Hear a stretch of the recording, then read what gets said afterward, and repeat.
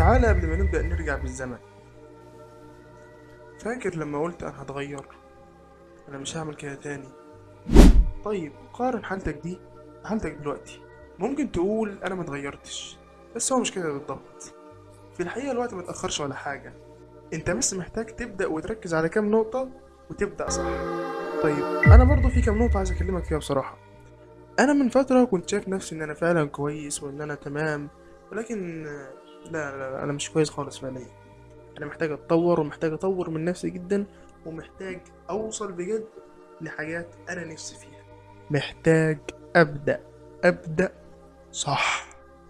السلام عليكم ورحمه الله وبركاته، ازيكم يا شباب؟ عاملين ايه؟ اتمنى تكونوا بخير وصحه وعافيه. خلينا اول حاجه نوضح احنا محتاجين نطلع بايه. التنظيم، ايه هو اللي هننظمه؟ وفي حاجتين كده هيساعدونا في الاخر، وفي حاجه اساسيه لازم نعملها عشان نقدر نلم باقي الحاجات اللي قلناها. التنظيم. التنظيم هو كتايتل، بس كده خلص. هو ده التنظيم. التايتل بقى الأهم هو اللي بعديه. هو ايه أصلا اللي هتنظمه؟ ازاي تختار أولوياتك؟ انت كمسلم المفروض انك تختار مثلا أولوياتك ان انت تخش الفردوس الأعلى. تعرف ايه اللي بيقربك من ده وايه اللي بيبعدك، وتقرب من اللي بيقربك وتبعد عن اللي بيبعدك. طيب انت برضو محتاج كويس تعرف ازاي اصلا ان انت تبدأ تاخد خطوات.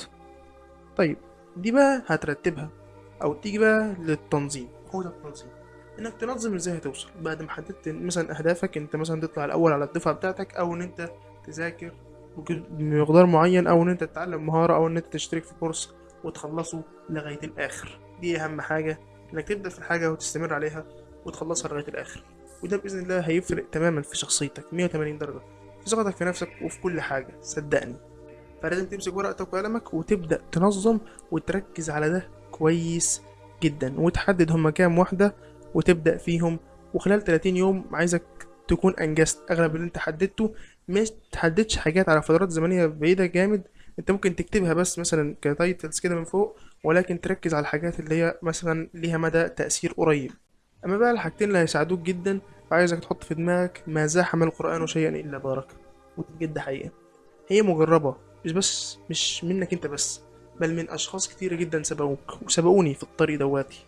ما زاحم القرآن شيئا الا باركه. احنا لو هنقعد نجيب في قصص الناس اللي حفظت وازاي بقت احسن بعد ما حفظت، او ازاي وصلت لاهدافها بكل سهولة تماما، يعني مش هقعد احصي لك. انا حصل معايا موقف شخصيا، موقف رهيب. انا كنت مثلا متقدم على حاجة معينة، ولكن كان ضد مثلا واحد منافس. بسأل انا حافظ القرآن حرفيا، فرقت معايا جدا وكسب الشخص ده، يعني ربنا يبارك فيه. صراحة احنا لازم نتعلم من ده كويس. ومن أراد الدنيا فعليه بالقرآن، ومن أراد الآخرة فعليه بالقرآن، ومن أرادهما معا فعليه بالقرآن. أما بقى الحاجة رقم اتنين، فهي حاجة مش أصلا اختياري. أنا لسه يعني عارف اللي هو أنا كويس، أنا ممكن يعني كلنا مسلمين مش محتاجين ندرس عقيدة. أيوة العقيدة، احنا محتاجين ندرس عقيدة. في دورة جميلة جدا أرشحها لك وبشدة للباشمهندس علاء حامد. دورة تقريبا يعني مش عارف 26 حلقة أو 24. هي حاول تقسمها مثلا على مدار الشهر أو على مدار، يعني شوف أنت عايز تخلصها في قد إيه. وأنصحك خليها على فترة زمنية معينة، وتكون تخلصها في وقت بسرعة، يعني 30 يوم أكتر من كده بس، يعني بسرعة ما تعديش معاك الشهرين أبدا يعني إن شاء الله. وأنا كمان هبدأ في كده. أنا لسه بدأ أسمع في الحلقة الأولى كانت يعني بتتكلم عن فوائد إن العقيدة أصلا. في فرق ما بين إنك أنت أصلا تكون إنسان، يعني عارف اللي هو أنا جاهل، وجاهل بقى اللي هو إيه، هو جاهل أصلا إن هو جاهل، وده في ليفل تاني خالص. فاوعى تكون من الصنف دواتي. اخذه عالما او متعلما او محبا للعلم او مستمعا، ولا تكن الخامسة فتهلك. دي مقولة لسيدنا علي، ولازم تركز فيها بجد. اما بقى الحاجة رقم خمسة، ودي لازم تعرفها كويس جدا، هي انك انت تحارب نفسك علشان تقدر توصل للحاجات اللي احنا قلنا عليها في الاول. انت تبطل الحاجات اللي انت العادات السيئة اللي انت بتعملها. مش هينفع كده. لغاية امتى؟ لغاية امتى بجد؟ حاسب نفسك لغاية امتى هقعد كده اهو؟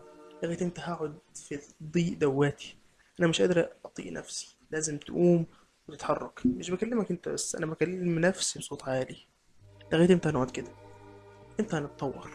امتى بجد يعني هنصلح نيتنا ونبدأ نتجه لله بقلوب سريعة ولبيك لبيك اللهم إن العيش عيش الآخرة؟ امتى هنترك شهوات الدنيا، وامتى هنبدأ نحارب نفسنا صح. ان عدوك الاول بجد هو نفسك، والشيطان اللي بيقعد يزود لها بالافكار انت لازم تحارب ده كله علشان تقدر توصل. وصدقني في كتير وصلوا، فانت ايه اللي معطلك؟ يلا بينا نبدأ حربنا ونستمر فيها، وان شاء الله هنوصل. الله المستعان، استعن بالله ولا تعجز.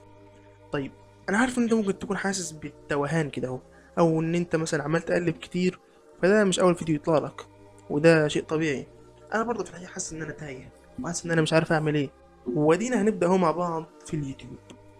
باذن الله مش هقطع اكتر من يعني مثلا 7 ايام، وباذن الله هحاول اقل من كده.